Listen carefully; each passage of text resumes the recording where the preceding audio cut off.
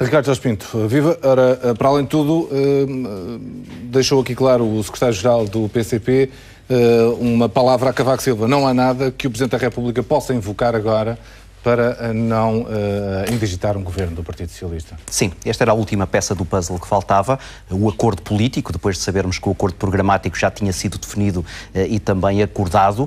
De resto, as medidas que António Costa apresentou aos militantes na sua Comissão Nacional davam já a entender que sobre essas matérias o Partido Comunista também estaria de acordo. Agora, o que faltava saber era se, relativamente àquilo que politicamente vai sustentar este acordo, o Comitê Central daria o aval. Foi isso que agora soubemos. A partir de agora estão criadas as condições para que, se este governo PSD-CDS for rejeitado, António Costa possa chegar junto do Presidente da República com uma alternativa de governo de iniciativa do Partido Socialista com o apoio parlamentar de PEV, Bloco de Esquerda e Partido Comunista. Para além disso, o secretário-geral do PCP fez questão de dizer várias vezes que esta é uma solução duradoura, como querendo dizer que, de facto, levantando a hipótese de morrer pelo caminho ou outras coisas, claro, não poder falar com futurismo, mas que as condições que estão criadas neste momento são para um governo de 4 anos. Sim, repara, o que estava em causa neste documento, nesta tal acordo político, era exatamente isso, era saber se o Partido Comunista, para além das questões programáticas, também estaria disposto a médio e longo prazo, sustentar um governo de António Costa. E foi isso que hoje aqui foi validado. Isto é uma espécie de almofada para acomodar aquilo que serão, inevitavelmente, surpresas que podem surgir pelo caminho. O que o Partido Comunista está a dizer é que está disposto a validar um governo do Partido Socialista, desde que não haja falhas relativamente àquilo que ele considera ser a ajuda a dar aos trabalhadores. Porque se é verdade essa frase que tu disseste, eu também tomei nota de uma outra, que diz que este projeto irá tão longe quanto a vontade de cada uma das forças partidárias. A disposição de cada força política. Exatamente. Isto é, permanecendo e preservando aquilo que é a identidade de cada partido,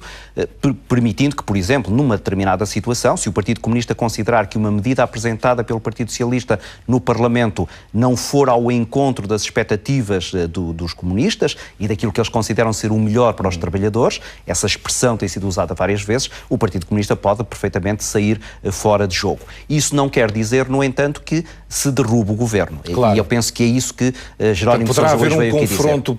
Poderá haver confrontos, poderá obrigar o Partido Socialista a encontrar outras soluções, poderá obrigá-lo, naquilo que me parece uma tarefa quase impossível, a ir buscar o apoio para essas medidas, por exemplo, junto do PSD ou do CDS, mas que não poderá contar com o Partido Comunista nessa altura. Foi curioso porque Jerónimo de Sousa disse que não vão tentar impor o programa, mas também não vão prescindir dele, não é? Exatamente. Portanto, lá está o tal jogo. As suas bandeiras estão lá preservadas e por isso é que também foi muito interessante ver como Jerónimo de Sousa fugiu à pergunta de porque é que o Partido Comunista não quer estar neste governo. A pergunta foi colocada de forma muito clara e ele habilmente contornou e foi outra vez para a pergunta anterior, dizendo que era um projeto duradouro e para a legislatura. Não foi isso que lhe foi perguntado. Antes de continuares, a Catarina Martins reafirmou hoje também que o Bloco de Esquerda não entraria, não entrará num governo destes. Sim, é confortável, ou seja, deste ponto de vista que estamos a falar, é mais confortável para estes partidos estarem fora do governo para poderem, de facto, apoiar o governo, mas na Assembleia da República poderem confrontar ou rejeitar determinadas medidas. É mais confortável. A minha interpretação é que o Partido Comunista não quis estar neste governo, o Bloco de Esquerda queria estar neste governo. Mas, não estando o Partido Comunista, António Costa não poderia permitir que o Bloco de Esquerda estivesse sozinho. Isto é, António Costa não poderia permitir que houvesse um governo de iniciativa do Partido Socialista com membros do Bloco de Esquerda e sem o Partido Comunista lá dentro. É muito importante percebermos que a relação entre estas forças partidárias, nomeadamente entre o Partido Comunista e o Bloco de Esquerda, não são as melhores. Basta ouvir o que Jerónimo de Sousa ontem disse a propósito da forma como Catarina Martins tem procurado as primeiras páginas dos jornais para anunciar algumas medidas e querer algum protagonismo, para se perceber que dificilmente Bloco de Esquerda e Partido Comunista se poderiam sentar a uma mesa para negociar este acordo. E, portanto, o Partido Comunista não está na melhor das relações com o Bloco de Esquerda naquilo que é a conjugação de todos estes esforços. Ora, para António Costa seria fatal ter um governo com membros do Bloco de Esquerda, mas com o Partido Comunista de fora. Respondendo à tua pergunta, para o Partido Comunista é absolutamente essencial não estar dentro deste governo. O Partido Comunista é um partido cuja base de apoio é o operariado e os sindicatos. Ora, os sindicatos precisam de margem de manobra. Nunca poderá ser responsabilizado. Exatamente. Qual seria o papel dos sindicatos se a força partidária principal que eles apoiam estivesse dentro do governo? Não poderia haver manifestações, ou as manifestações teriam muito pouco sentido. Não deixa de ser curioso que fala mesmo da concentração da CGTP em frente à Assembleia da República, que falou isso no dia 10 de novembro. Exatamente. Portanto... Agora, imagina como é que seria, não em 10 de novembro, mas em 10 de dezembro ou em 10 de janeiro, quando já houver um governo, ou houvesse um governo com o Partido Comunista lá dentro. Isso tolheria de forma muito veemente a posição dos sindicalistas. Por isso é que eu penso também que esta validação do Comitê Central, onde grande parte dos membros são próximos, sobretudo da CGTP, foi exatamente à volta dessa questão.